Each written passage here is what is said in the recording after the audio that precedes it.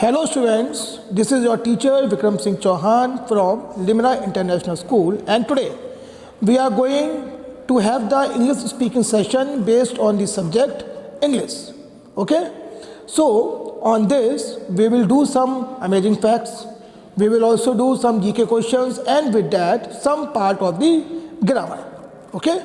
So watch the video, learn from it and improve your communication skills with understanding of English language. Best of luck.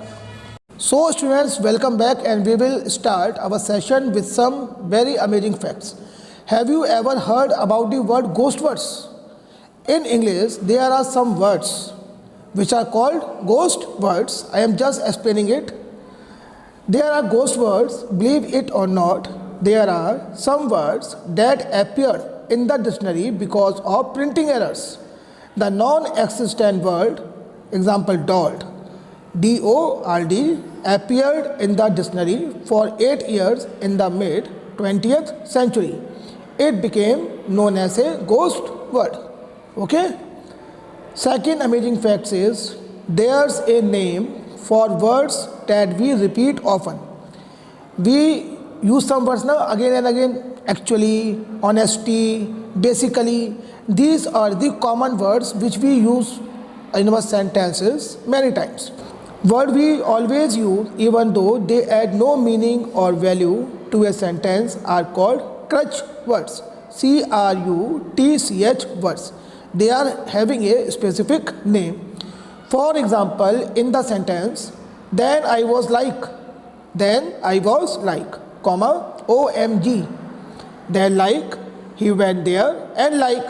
It is pretty obvious that like is the crutch word. Actually, honesty and basically are also commonly used as crutch words.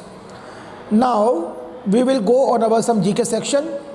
So first is, we all heard about the game chess. In that, one name is coming, checkmate. So from where this word checkmate came? The word checkmate in chess comes from the Persian phrase Sahamat. Sah means king, mat means helpless. So the meaning of checkmate, it came from the word Sahamat, which is having the meaning the king is helpless. Second one, there are only 4 English words in common use ending in dus, D-O-U-S. Example, hazardous, horrendous, stupendous and tremendous. Okay? Adjectives. We all know about it, so let's understand it.